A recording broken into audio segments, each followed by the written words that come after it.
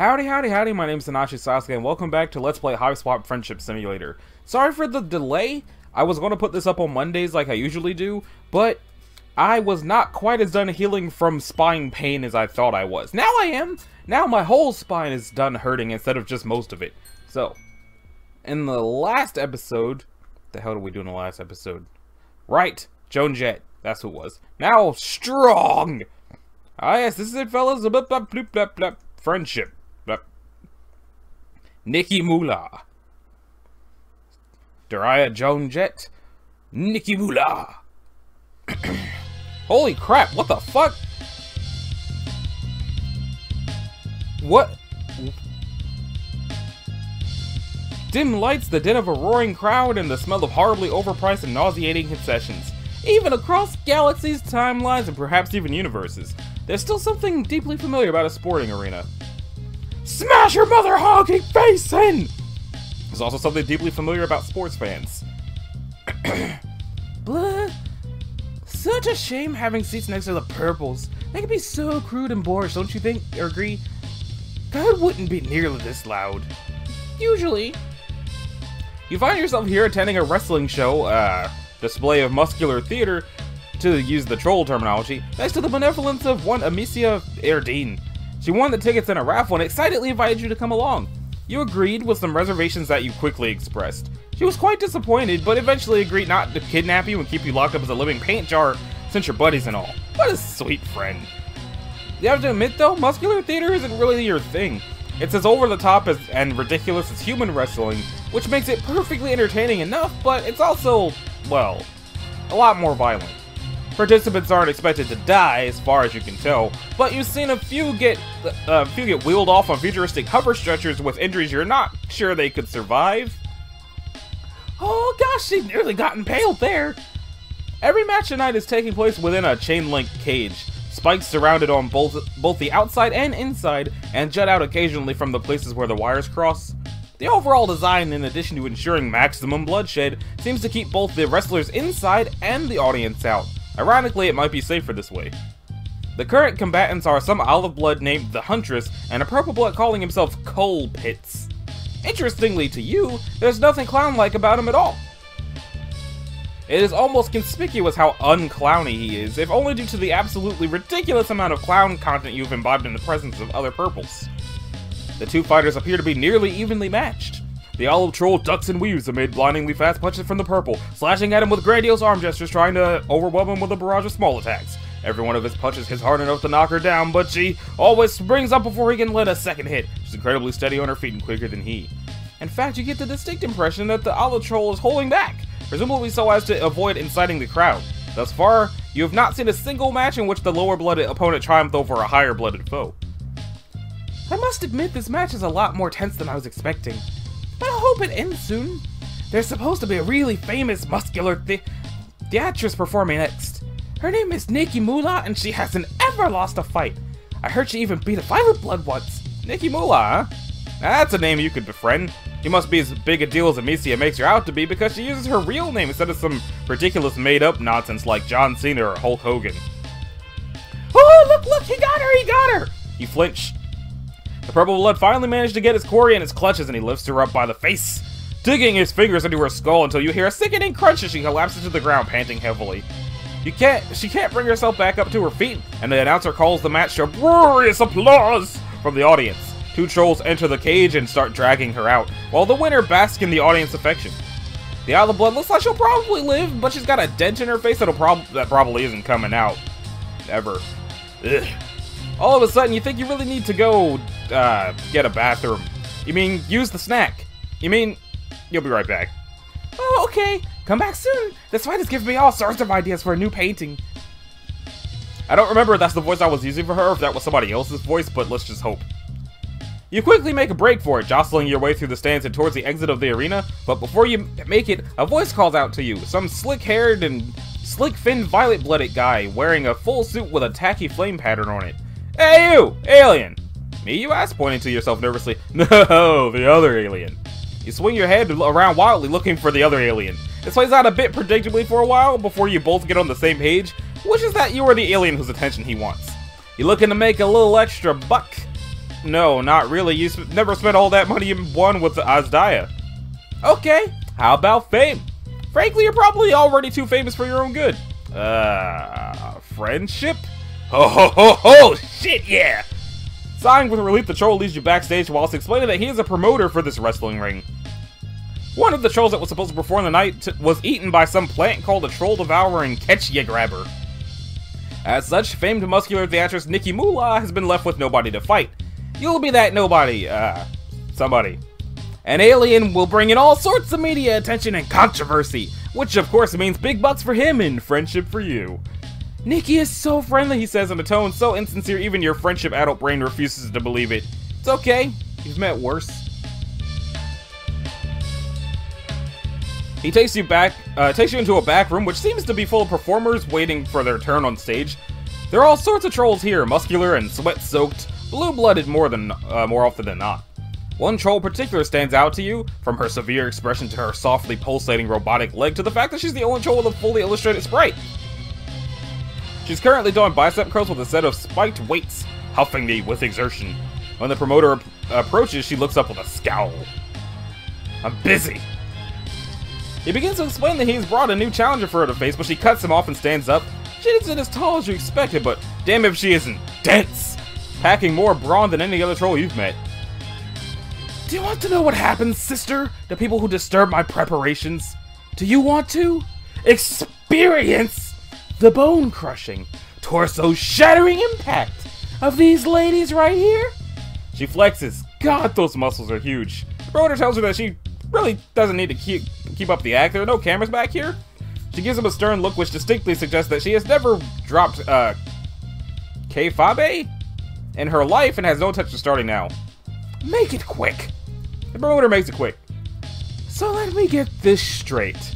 You expect me to perform with this thing? She seems less than impressed, which you find reasonable. Magnificent legs aside, you don't really look the wrestling type. Don't you dare insult me, sister. I'd rather you pulled a Rusty from the audience that subjected me to this humiliation. Oh, but you're more than just an audience member. Frail though you may be, you have the heart and soul of a wrestler. You have much longer than about 5 minutes, you thoroughly assure her, waited for an opening such as this, to reveal your true passion to the world, to come alive on stage and grapple and tumble with the best of them. For eons have you thirsted for the chance to sing the song of sinew, the hymn of heft, the melody of muscle. Would that you could be blessed by the opportunity to live the life, the athlete, to perform alongside your hero, to show the world that you too love to do the muscly thing, and that you might just, okay, I get it. She glances over the promoter, then back to you. It does seem surprisingly articulate for a lesser being, but is it ready for a butt-clenching, flesh-abrading, knuckle-blistering, muscle-rippling smackdown from uptown? Yeah, let's fucking do it. You nod your head confidently. Blister my knuckles and abrade my flesh, you say. Let's get the smackdown started. You've got guts, at least. She turns to the promoter and gives him a curt nod. The match is on. Then she turns back to you. Now, sister, we need to discuss the show. I will make all the decisions. You will respond adequately to the storyline I present. It will be thus. The alien invader challenges me in an exhibition match to topple the mightyarchy. The what now? They fight valiantly and show an entertaining display of strength, but in the end, as is right and proper, the noble hue of the hemospectrum prevails again! She starts flexing and showing off for an imaginary audience before turning back to you. Any questions, sister? Yes, actually, you do have a couple of questions. First, will you die? No! Unless you're particularly disgustingly weak, in which case, maybe! Such is the risk we take, we who indulge in that most noble and dignified of sports. I was willing to give up my leg for the craft. Is your life such a heavy price to pay for a tale that will transcend us, and be remembered in the annals of muscular history? Is it, sister? Well, it's rhetorical. That moved ahead without me, actually. Alright, secondly, when she says exhibition match, it's a muscular theater term referring to a match staged for entertainment that does not affect one's ranking on the Flex-A-Ladder. We will not be sparring in the nude. Such glorious displays of raw, chiseled physique are reserved for the intergalactic Trollympics. Oh, no, yeah, you got that. Mostly you were wondering if it meant the loser's head being exhibited on a pike or Some other bloodthirsty nonsense? Do not denigrate this noble sort with claims of savagery. Thirdly, you're getting the sense that she's going to be playing the heel, yeah? The what? You explain that in your own cultural equivalent of muscular theater, performers generally fall into the category of face or heel, wherein the face is the rule-abiding and sympathetic figure the audience is meant to root for, whereas the heel takes on a more aggressive and unlikable personality? What part of my personality is unlikable? Do you dare suggest, sister, that the audience won't be roaring in thunderous applause and admiration as I conquer yet another pitiful foe? You tell her, you know what? She can be both the face and the heel, and you'll just be subjugated under my heel? Yes, exactly. Hey Moolah, chat time's up. You're up. Over, you're up. Whatever. She jerks her head back at you and silently marches out of the room. You begin to follow in the perimeter to direct you to your entrance on the other side of the arena. You wait nervously for your cue to enter. Well, folks, we've had some technical difficulties, but here comes the match you've all been waiting for. Wearing the belt of champions and a leg of her own design, she's ready to gut the competition. A paragon of power, lady of legwork, a true blue rough annihilator in the making. Clap those hands and activate your screech crevices. It's Nikki Moolah! Applause. Nikki approaches the cage to thunderous applause, raising her arms and soaking in all the praise. She flexes and poses as the audience throws glasses of milk at her, which shatter uselessly against her steely frame. This appears to be a common ritual for her. This looks so fucked up. She steps through one of the cage doors and it slams shut behind her, locking tight. With her arms crossed and her teeth firmly gritted, she waits you. As the announcer begins a new intro speech, you step forward. And in the other corner, frail in stature, weak in knees, wearing a perpetual look of befuddlement, we have some messed up blow-blood alien! How has this absurd mockery of life not been culled yet? Perhaps only so fate could lead them to their thrashing at the bloodthirsty hands and barbed foot of the Grand Nikki! A decent portion of the crowd boos at you during your approach, which you find unsurprising. You have to dodge a hail of old boots and rotten fruit. Somebody throws an entire piano at you. Relatively unfazed, you enter the ring and hear the door close behind you. So, you've come here, alien, to prove your kind superior to the unbreakable, unstoppable troll species? Yeah, you shout, your kind is so superior to trolls. And you, their emissary, does this creature look superior to you, my theater enthusiast? She turns to the audience, throwing out a handed gesture to you. They boo. Is this sorry specimen the best its planet can offer? More boos. You counter that you came more than prepared to tackle the Mightyarchy? Yeah, that. So you claim to be prepared. But are you prepared to face these 24-inch slither noodles? She flexes so hard the announcer's sleeves explode. So be it. I'll crush you in a single blow. You're expecting a referee to start the match, but then it occurs to you that there is no referee. Somewhere in the distance, a bullhorn sounds, which is apparently the signal to begin. Without taking her eyes off you, Nikki grabs the cage wall behind her and she hoists herself up effortlessly, scaling it in reverse until she reaches the top. The announcer is screaming something about this move being called the Spiky Nikki. While she finishes her ascension, Nikki deftly leaps towards the edge of the cage and spins down towards you. Her body twists and writhes in multiple blindingly fast flips before her robotic leg comes slashing at you. You spend quite some time admiring her dazzling form before it occurs to you that you should probably move.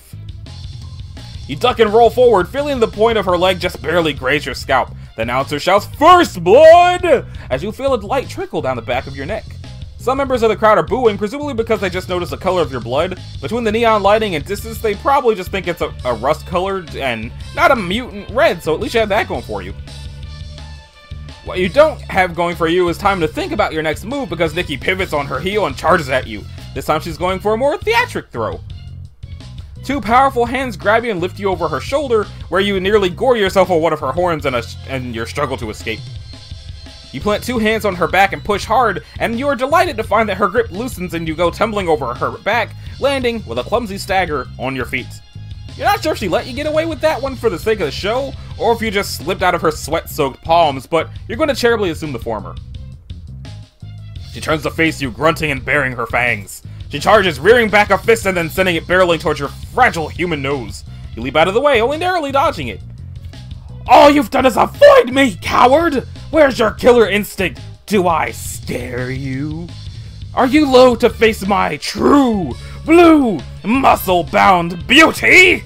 You take this as your cue to attack, and instead you run full tilt away from her. It isn't fear carrying you, you swear! Fool! There's no running or hiding from Nikki Moolah! Stand and fight! She sprints towards you as you flee. The crowd is on tenterhooks. Nobody knows what you're doing, least of all you, but you think you can pull something cool out of this. You leap at the cage wall, barely dodging the spikes that line it, and use the slight amount of give in the chain link wires to springboard you off. With an exuberant grin, you go flying towards her, arm held out for a classic clothesline maneuver, and you collide with her own arm and whop!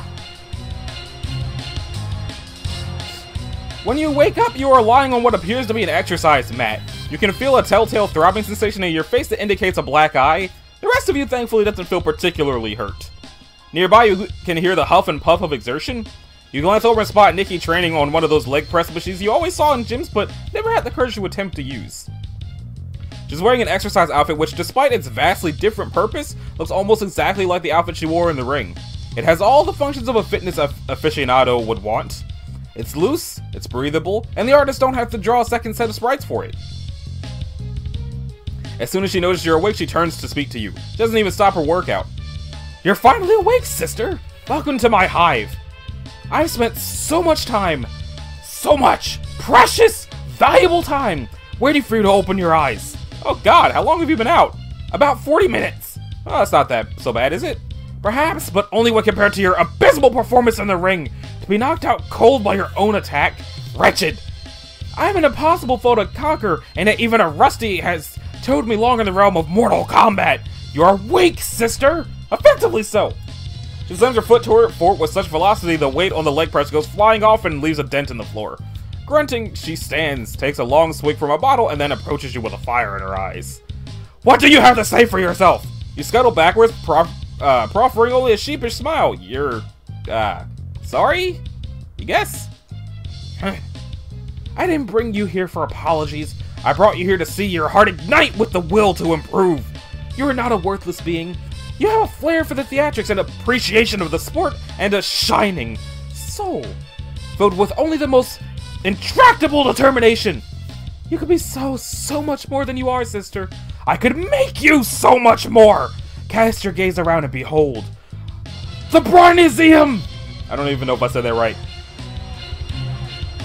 I like how her punching bag is basically Equius. You obediently cast said gaze around. This room is massive and littered with training equipment as far as the eye can see. Much of it resembles an exercise machines like the ones you had in gyms back on Earth, but there's plenty more that looks far more alien and deadly. Like this spike pit over here, and this spiked ball, and this spiked whatever the hell this is, and these spiked knuckles, and this bloody barbell that has the blood of somebody else on it, and this bat that also has the blood of somebody, and a taser wrench. Yeah. Okay. A treadmill which appears to throw the runner into a vat of acid if they fall off. A series of swinging axes that would look at home in a dungeon. 3 different varieties of Iron Maiden, each more horrific than the last.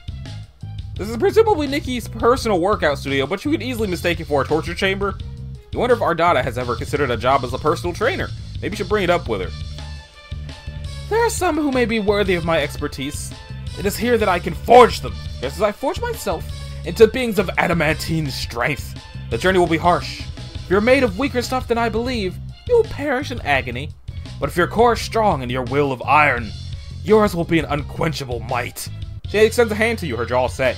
Join me, sister, and together we shall ascend to tumescent heights of muscular perfection. There is a look in her eyes that you've never seen before. One of hope, of faith. Her arms vibrates, muscles quaking. Do you take it? Hell yeah! You take her hand, staring into those hopeful eyes. Oh, to see that deep sapphire blue filled with the glow of friendship. She squeezes your hand so tightly you can feel your fingers fracturing. Excellent! I knew you had the spark, now to make a flame, to grind and crush and pummel the flint, until it bursts into the roaring blaze of strength. Today I shall begin by testing your limits. Come. She leads you to the treadmill and the deep bubbling pit of acid directly behind it. You nervously step on. We're going to measure your speed and stamina. Run until you can run no longer. She starts up the machine. She gives you a nice breezy jogging pace at first, but the treads quickly begin to wear away at a blindingly fast rate. You're sprinting as hard as you can to keep up, holding desperately onto the arms of the treadmill. Come on, sister, grit your teeth. Put some thrust sinew into it. Thrust sinew? Okay. Put some muscle. Probably put some muscle into it. If you're not evacuating your acid tract by the time you're done, you aren't trying hard enough. So if you're not throwing up. Sweat beads on your forehead as you push your legs to the limit, running like you've been chased by an angry drone. Your feet must be blurring like Sonic the fucking Hedgehog by now. The treads are moving ever faster and you can almost feel yourself slipping. Got to hold. Ah. You lose your grip and go flying backwards, narrowly avoiding grasping onto the edge of the pit and dangling into it, your toes singed by the acid. Yeah! You hoist yourself up over the edge and you roll to the side, hissing. Nikki stands over you, clucking her tongue. Top speed, 12 miles per hour. That's good, right? For a bronze blood. Next test. She takes you from machine to machine in quick succession, each time commenting on your skill level. Your biceps are as terrible as Rusty's, your lungs are gold at best, your legs are an unexpected cerulean, all the while taunting you, encouraging you to push yourself further. This desiccated corpse of my ancestor could do better than this! You struggle to deadlift a giant barbell made of dead monster skulls? Are you going to inject dismay fluid all night, or are you going to woman up? You go toe-to-toe with a punching bag that shoots sonic blasts at you whenever you hit it. Shape up or get ejected onto the nearest solar execution barge. You sob as she forces you to do 30 minutes of freeform jazzercise. Your jazz hands are terrible! By the time an hour is up, you're panting and huffing, desperate for a break. Nikki finally relents. Your reward for staying alive thus far. Stay hydrated, sister. She tosses you one of those protein shaker bottles that gym buffs are always chugging from. You regard the mixture within curiously for a moment before throwing caution to the wind and gulping some down. When has imbibing alien substances ever hurt you before? But when the flavor hits your taste buds, you almost retch. Is this Gatorade mixed with milk? Nutritious and delicious. You keep chugging it, you need the liquids, foul though they may be. Alright, lactose break over, let's continue. Is that a whip with spikes on it? She next leads you to one of the Iron Maidens. This one doesn't actually look spiked, it just has a blunt, bumpy surface on the inside. Get in! What? Get in, sister! You reluctantly step inside the Iron Maiden and the doors clamp shut around you. This thing is far, far too tight for you, and the bumps are pressing into you from all sides, threatening to squeeze you away into nothing. You groan and push back against the walls, desperately trying to keep them from crushing you into a little human waffle. Just when you think your strength is about to give out, the Maiden opens. Pressure resistance? About olive level. These results are surprisingly adequate. Your potential continues to shine, good work. This halfway point seems to mark a change in her attitude as you continue to just barely persevere through everything she throws at you. Like a shake weight so powerful it leaves you shuddering intermittently through the next few exercises. Keep steady, sister, don't lose heart on me now! A rowing machine that douses you with boiling water if you can't keep up the pace. Go, go, go! We'll make a fuchsia medalist out of you yet! Literally being chased around a field by a giant toothy monster. Don't you dare allow this thing the satisfaction of feasting on your bones!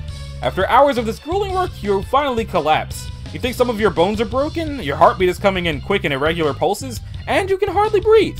Your vision blurs and shifts at the edges. God, you're amazed you haven't passed out yet. Get up! You glance weakly up at Nikki, expecting her to be looking down at you with disdain, but instead you see her crouching down and offering you her hand, wearing a smile. You take her hand as she pulls you up to your feet. The look on her face now resembles pride, and when she claps a palm down on your shoulder, it only kinda hurts. You've done well, sister. I threw everything I had at you, and you soldier on with head held high, even as your body broke beneath the weight. I've never seen such commitment, such strength of heart and soul, such dedication to the craft, such appreciation for the most righteous of pursuits. You are no mere weak workout partner. You are a workout friend! A light blossoms inside you like the neighing of a horse. This feeling of pride, of strength, of the bond between warriors. This is real and true, and this light will never ever leave you. As you bask in the satisfied and sweaty glow of a good workout, you realize that planets, universes, dimensions, realities, powers, principalities, and the cosmos come and go, but being swole as fuck is forever. Victory! That's nice, but I still gotta go get I gotta go get the bad endings. The easiest one would be to try to get the bad ending that takes place, like, immediately. This is Nikki. Fast forward!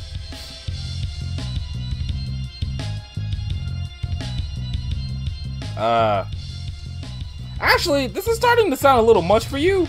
You aren't sure if you can quite match her enthusiasm for the craft. Who do you think you are, sister? You who has the globes to step to me? You come into my dressing room with those flimsy, stringy, insultingly puny arms of yours, look me in the eyes and challenge me to a match, beg for the chance to spar with me, and then clock out like a pathetic alien whelp you are! Get out of my sight! Head bowed low, you retreat to the safety, comfort, and friendless expanse that is the audience. You can't even bear to look at Nikki when she goes out and performs. You're so saddened by the loss of a potential chum. Well, that and it's kind of grisly watching her pull low blood challengers from the audience and smash their faces into spikes. Holy crap. Okay, so that's the first bad ending where she came on and slammed that guy's face into that spike ball. Now to get the longer bad ending. Friendship lap. Nikki Moolah. Yes.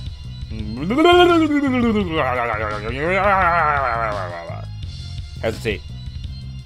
You begin to offer your hand, but under her steely gaze, your resolve wavers. This all seems like a lot. Too much even. You don't know if you're made of stuff tough enough for the training she seems to be offering.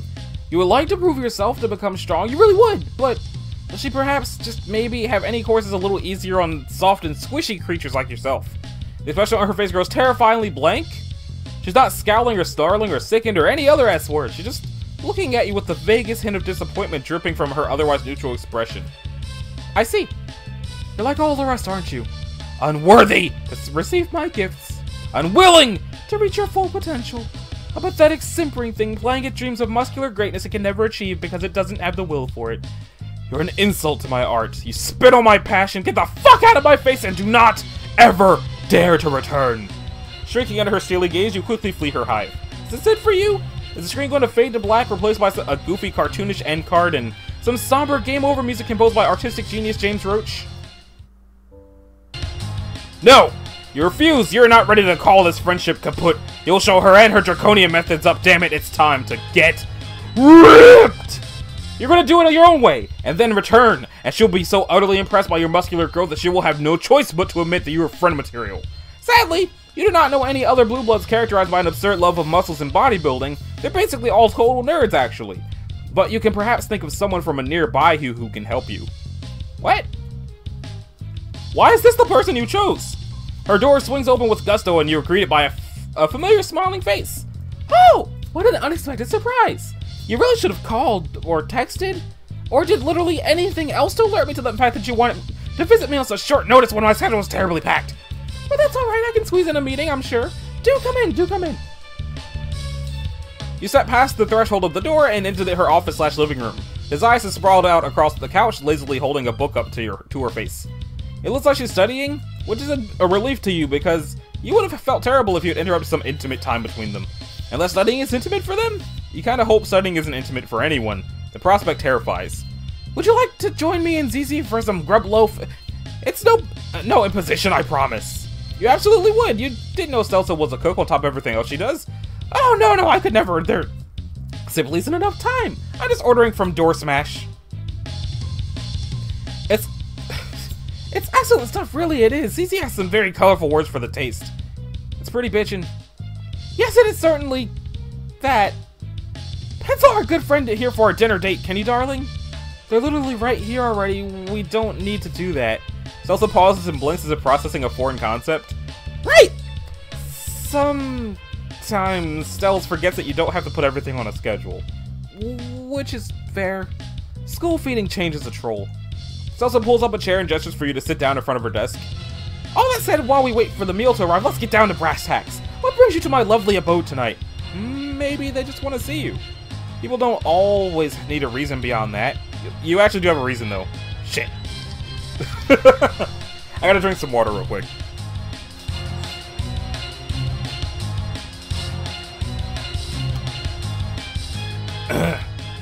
Pinballing between wrestling announcer, wrestler, and normal voice and narrating fucked me up. So, you explain to Stelsa that you have a friend, more accurately a friend-to-be, or perhaps acquaintance, or perhaps a person of chum-adjacent quality who you would like to impress through the pursuit of personal fitness. You recall that Stelsa was jogging when you met her, so maybe she could help you put together a fitness routine, and you could do some workouts together. Her expression lights up and she clasps her hands together. That's adorable. Oh goodness, I would absolutely love that! My poor ZZ is usually far too tired and far too busy. Sometimes I don't know how I manage it myself. So I'd absolutely love a partner to keep train says yacht. I guess her name is Celsa says yacht. Running on time. Assuming of course you won't be late yourself and can keep up with my pace. Fair warning, it's blistering. Isn't it though? Thanks, Sweetums. You confidently assert that, if nothing else, you can keep pace with her. Your legs have seen a lot of use, walking, running, fleeing, prostrating yourself before clowns, you know, usual. Excellent! Well, set up some meetings, then I'll add you to my schedule. Is that well or wheel? My people will call your people, etc., etc. Thanks for visiting, it's been ever so lovely to see you. Toulou! She's halfway through shoveling you out the door when you remind her that she invited you in for a grub loaf. She hastily and apologetically pulls you back inside, Tazaya snickering in the background. Don't know what I'd do if I didn't have Stells. Someone has to be the energetic one in this quadrant. The contrast is certainly a stark one. Has Tazaya considered quaffing energy drinks here or there? Perhaps they'd help keep her pep up. 1, I'd probably literally die. 2, you don't want to see me on energy drinks. Nobody does. Fair. You spend a while longer chatting with Tazaya before the delivery arrives, and the three of you have dinner together. The grub loaf is exactly as bitchin' as advertised. A wonderful meal with wonderful friends, the perfect precursor to the fitness montage yet to come. You visit Stelsa multiple days a week, fitting yourself into her incredibly convoluted and packed schedule. The feat doesn't actually prove very hard, you basically only exist to spend time with friends. Her equipment is delightfully free of torture devices. Besides her step machine, she also owns quite a bit of smaller exercise paraphernalia. Aerobics doodads and thingamajigs, yoga mats, jogging outfits, even one of those huge bouncy exercise balls, which she bans you from using after you accidentally set it careening into a carefully organized stack of books. Salsa carries herself forward with a peppy, always-on sense of gusto that can be difficult to keep up with, but her bright smile and encouraging attitude do wonders that keep you invested, to convince you that you really can acquire the swolehood you've dreamed of. By the end of the pedigree, you're, well, you wouldn't exactly call yourself ripped, but your muscles are definitely toned in a way that they previously were not. You feel hale and healthy, more energetic than ever, with a bit of extra pep in your step. Apparently regular exercise makes you feel good? Wild. As you look at yourself in the reflection of an acid puddle, you flex and watch your muscles bulge. Fuck yeah, it's time. At least you hope it's time. You climb into your scuttle buggy and prepare to set the autopilot to Nikki's place, but something stills your hand. Some strange sensation that has been slowly, surely settling in your stomach, a sense of unease, dread. Your days of foolish ignorance are long past, and in their place a burgeoning understanding of the universe in which you exist, and the harsh laws by which it rules its inhabitants. You're beginning to fear, made the wrong choice, with all the consequences such a lapse in judgment entails. Will you ever truly befriend Nikki, or are you cursed to live, for who knows how long, in a world without her sweet smile to cure your insatiable addiction? Mayhaps you need not wonder. Mayhap the time has come to look inside yourself and know. You're going to give your chakras one real motherfucker of a blitzing. It's going to take mood music of the highest caliber. Having picked up some meditative tips from Boldir, you navigate your scuttlebuggy's radio dial to an achromatic buzz station, which is currently playing some soothing ocean sounds. The gentle lap of water meeting the shore, the rhythmic beat of the tide, as steady and as sweet as a mother's heartbeat. It's interspersed with distant honks of weird animal chittering, of course, because this is still fucking Alternia. You lean back into your seat, reclining it as far as it can go, and sink into the cushiony softness. Something sharp is poking you at your rib, but you try to ignore it. You close your eyes and allow the white noise to flood your senses, blocking everything else out. Oh yeah, you are really vibing this shit right now. Chakra status blitz to high hell. You imagine causality as a river. Every choice a branch. Tributaries upon tributaries, winding ever downward. Pooling in lakes of inevitability. The pit in your stomach gnaws. It all ends here. Stagnant, bitter water, reeking of death. The ocean ever out of reach, your soul ever yearning for the single solitary estuary among all the ceaseless spillways. You take a deep breath. Water laps at your sides and tickles your ears. You are adrift. You feel the gentle bob as you float down the river. Hear the rush like a ticking clock, gravity as time pulling you ever forward. Which river is this? To what end does it deliver you? Your breathing slows, then shudders. You feel the rapids approach. The rivers blur, then shift. Your heart rewinds, misses a beat. A surge of emotion, water streaking down the curve of your cheek. Your lungs ache. Which lungs? Which river? Which you? You try to focus, but the water beats at your brows, lashes your arms and legs, too tired to swim. You try for another deep breath, but nothing comes. With a tumultuous gasp, you sink beneath the surface, to the churning darkness below. Here, amidst the battering onslaught, the images come. Worlds of emotion, of sound, of thought. Memories best forgotten or never known. Lakes meant to remain uncharted. The crack of thunder, rain and tearfall. A single drop of olive, the record skips. Peace through rage, the whirl of the carousel. Horses whinny as the Calliope sings. The circle takes you. Searching eyes implore you. The puppet strings stretch toward the moon. The flash of a blade, the spray of blood. Her strings are cut. The crackle of energy. The world gone grayscale. Eyes deeper than the deepest pit. A shuddering final breath. You are lost. Lungs burning, water clogging every inch. You furrow your brow. Think. Think. Find your river. Coughing, wheezing, a final rattling gasp. Panic seizes you, a resounding crack, the stamp of hooves, the ricochet of gunfire, the death of one of thousands. A low, sinister honk. Footfalls, loud and deep, the swing of a club, blood on the pavement. Dark, acrid smoke, indistinct voices in the crackling intercom. A lurch beneath you, feet thrown out, neon energy crackling green. Choking, desperate, lungs aflame, you focus your will. Where are you? Which are you? Find your river. Piercing eyes, a stern, uncompromising gaze. The singe of acid, crushing spikes, the body worn to nothing, all for her approval. The puff of exertion, gray muscles flex and spirits lighten, a gulp of water, the sign of a smile. A looping tape, mirrors and mirrors, the mind like time infinite. The tributary splits and you, finally, drift down your chosen route. Freshwater visions as you float toward the surface. A carefree decision, scuttling legs and the thrum of an engine. Cityscapes passing by. You shrug and start the vehicle, punching in Nikki's address and leaning back into your seat as the familiar sensation of the autopilot takes hold and the buggy begins to scuttle. Stern anger, a fist tightly clenched, shaking, barely restrained, hope crushed under rigid foot.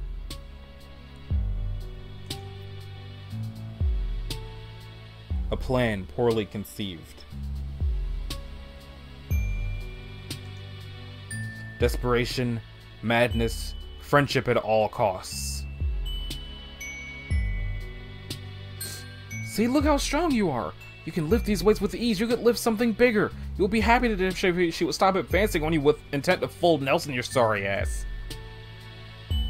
Ah, my other leg! Navy blood pooling on the concrete, troll and plan both collapsing, cold hatred in her eyes. Tense footfalls on the pavement, muscles strained to exhaustion, the sun rising over a desperate chase. You're just thankful you managed to snatch your water bottle out of the scuttle buggy before she tore it in half. The importance of hydration is never more evident than when you spend hours fleeing in terror. How is she even doing this with only one working leg? Escape, sweet bliss soon to shatter, blood and bone turned to steel.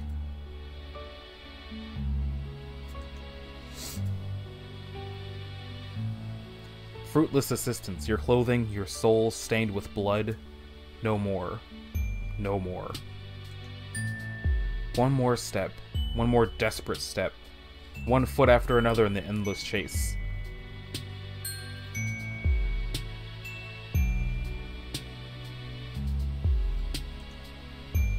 Drenched in fear and sweat, hidden but not well enough. I'm sorry that I'm not reading the things in the boxes. It took me a while to realize the things in the boxes were even saying anything important. But at this point I'm more focused on like the pensive words than the words in the box. But from what I've seen, it looks like he decided to go to her house. She didn't want to see him. Some things happened that accidentally cost her her leg. She's been chasing after him ever since, killing everyone in her path that tries to help him. The curtains fall. One final heartbeat at the end of all things. Ba-bump, ba-bump. Nikki Borg's searing blue eye flashes in the darkness. There's no more hiding. You close your eyes. You emerge from beneath the surface with a gasp, coughing up water, and oh, it's just you, sitting in your scuttle buggy, gentle white noise still playing on the radio. You take a moment to catch your breath, your heart thumping against your ribcage like it wants to crawl out and beat you senseless for subjecting it to all that horse shit. Whew, okay, enough meditation for one day. You think you're just gonna reach over and kinda set the autopilot to Stelz's house instead of Nikki's. Yeah. You have no idea if this will avert or merely delay some horrifying grisly end or another, but it's better than the alternative. And besides, you really want some more of that bitchin' grub loaf. So that ending was basically it looks like going to Nikki's house was going to cause her to turn into a cyborg from some amount of terrible fuck-ups. It doesn't sound like it was vital for me to go back and read all the stuff in the boxes because it felt better to read the stuff below the boxes. So if it's, I don't know, disappointing to you guys that I didn't read inside the box, I apologize. But it was still a longer episode than they usually are. And I assume the next volume is going to come out this coming Friday. In any case, this has been Anashi Sasuke. This was episode 34 of Let's Play the Hiveswap Friendship Simulator. If you liked it, a like and a subscribe will be groovy. If you didn't, you need to do either one of those things. And I'll see y'all in the next one. Later.